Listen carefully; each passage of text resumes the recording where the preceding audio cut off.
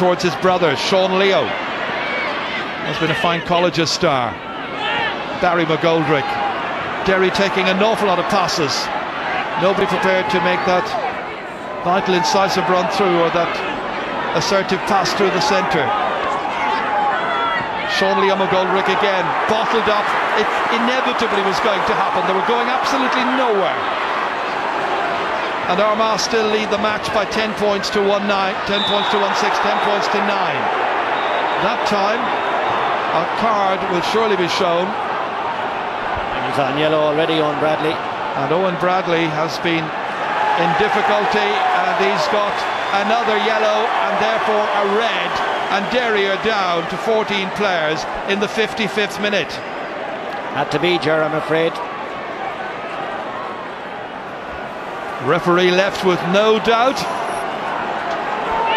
and now it becomes a very, very difficult match for Derry to win with 14 players. Advantage Armagh, but they can't make headway here. Gillis to Bateson, out as far as Patsy Bradley. Racing forward, it's MacDonald is going back to try and make the extra body back there. Michael Bateson again, now Mark Lynch. Bateson lets it spill. It's on the ground and it's a free to Armagh. Very often, as we know in football, 14 can beat 15 by virtue of the fact that they put in so much extra effort. And that's a great ball to Clark, and that's a brilliant finish. Armagh's goal scored by their substitute, Jamie Clark. On his championship debut, he's only on the park about 6 or 7 minutes. It was a great ball by Stevie McDonald, and a terrific, cool finish past Barry Gillis, way into the corner, and Jamie Clark has made it 110 to 1-6. Huge one in, and quickest to react back there is Mal Mackin. Andy Mallon now. Oh, bit short. Donahue required. He's a secure defender, playing it very short. Dangerous. Oh, that's silly defending. Oh, that could be a penalty. Surely it is. Oh, calamitous defending at the back. What were they doing? That is as daft as I've seen from an experienced group of players. That's the end result there, where Finney and Moriarty went down, but they had possession. They had an opportunity to get that ball out of defence with only 5 minutes of the 70 to go, and there's a yellow card for Finney and Moriarty for his part in all of that. Paddy Bradley is going for it. Finney Moriarty is going for it. Like, he's got the ball. I think he might have got the man as well. Let's see. Well, I'm not convinced about that now, I'd have to say. This is a critical moment of the match. Something which Derry could scarcely have envisaged when they were mounting that last attack. They're behind by 110 to 1-6. Oh, well saved by Paul Hearty. Well, they can miss penalties in the cup final, and did so twice yesterday at Wembley, and this one was stopped by Paul Hearty from Gerard O'Kane's kick. And Joe Diver has it. Patsy Bradley.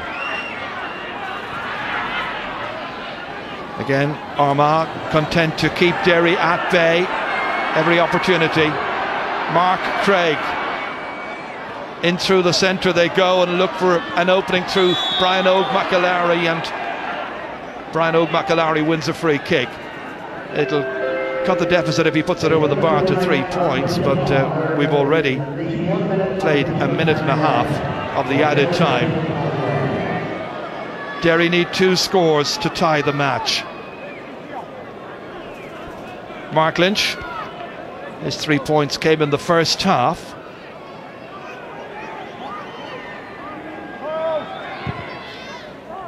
So there's a goal between them. Just about raises a cheer from the Derry fans. They must be bitterly disappointed. And Paddy O'Rourke has done a very, very good job getting his team properly prepared here. They came with the right attitude, had a good league campaign, and he's built a settled side. It's all over, and Armagh have come to Celtic Park and they have beaten Derry. Paddy O'Rourke may have to thank his goalkeeper Paul Hearty for that very fine penalty save. But at Celtic Park they've come and they've conquered and they've won here by 110 to 1-7. First of all, I don't really think it was a penalty, but it turned out it was, and I suppose Jerry Cahill stepped off the take. I just tried to stay in the lane as often as possible. You know, with the goal spot being so close to the goal now, I think you probably have to make a decision beforehand. So managed to sort of pick the right way and block it out, thank God, you know. We can't say we didn't create the chances, and I suppose, you know, the biggest, I suppose, whenever you look at the game from our perspective, and you'll pull out separate instances from it, but you know, we were 3 points up after we scored the goal, and we should have really consolidated that before half time, and that's possibly, when you look back, that might be really where you feel we lost the initiative in the course of the game. Ciaran Whelan, there was a lot of negative comment from the lads this afternoon about how dour this game was. Now, you're a child of the modern game. What did you think of that game today?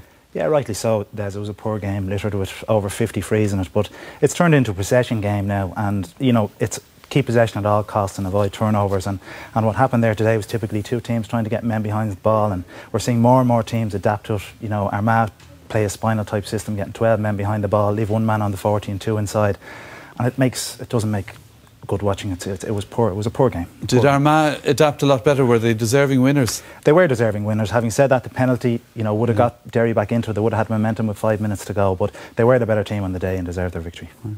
Anthony, expand a bit on what Ciaran's talking about these mass defences. Well, I suppose that it's really no surprise. If you look at other field sports, you know, soccer, rugby, they're all played with everyone behind the ball. And Gaelic football has only adopted this in recent times, and it's become the norm now, and it's proven to be the successful way of doing things. Is you protect what you have at the back, and then you only commit to going forward when you feel that it's right to do so. And a lot of players, you have All Irelands are being won with this type of system, but All Irelands are also being won by very, very good attacking play and very, very high quality and skillful players. But teams that have not got to that level are adopting the defensive strategy. Let's have a look at evidence today, and it led to a very, very poor and unentertaining game of football. Essentially, you know, unless you move the ball extremely quickly out of defence, you're going to end up getting bottled up. And you see Derry coming forward, a succession of hand passes across the pitch, and you know, you think, why are they not kicking the ball in? Who are they going to kick it into? The one guy inside, and there's a complete sea of Armagh jerseys. So unless you get it in quick, the opportunity to score is gone. So then you're trying to work it through, and Derry got their goal by working the ball through a crowded defence. But here, nothing on, and they just keep fisting the ball across the pitch until it's turned over very, very cheaply. And this here actually led to the Owen Bradley getting sent off. This is the way, if you can, I'm not saying you kick everything in long, but a good long direct ball. And it was interesting that it was Stephen McDonald was kicking that ball in rather than being on the receiving end of it. And I suppose there may be a bit of a gripe there, but whether that was a Seamus Darby type push there. A nudge. On balance, I think Armagh, they shaded that they were maybe better organised defensively. The two key turnovers, the one for the goal came from a Derry turnover, the sending off came from a turnover. So all in all, a poor game, and not added in a positive way by the refereeing performance, which was again far too fussy, and we'll come onto that in a bit more detail. Okay, we'll chat about that later. Two penalty decisions, obviously key points in a tournament. Yeah, one in the first half and one in the second half. The first was from Armagh in the first half. A high ball into the square, Malik Mackin gets it, and in my opinion he was clearly taken out of it, so that should have been a penalty. Here we'll see a replay of that in a second. High ball in, catches it, and off his feet, taking it out of it. I think that's a stone cold penalty in anyone's book. The second one was in the second half, and I think that's a penalty as well. Ciaran Whelan? Yeah, I agree. I think, you know, the first one, Fergal Doherty led with his leg and took the man out. He had the ball in his hand, and similar, Paddy Bradley had caught that ball and was taken clean out. Yeah, we'll talk about this in a minute now with Paul here. He's saving the ball and maybe coming off his line. But again, there's a new rule, 11 metres out. You shouldn't nearly guarantee that you're going to score, but didn't. Good save. Yeah. We'll talk about coming off the line later on. It was the right height for the keeper, The right height, definitely. Yeah. It should make it chances more of scoring in games, and it's the right thing to do to make it 11 metres out, because you have to be punished for pulling somebody down in the square. All right, and speaking of that and the cards, etc., discipline was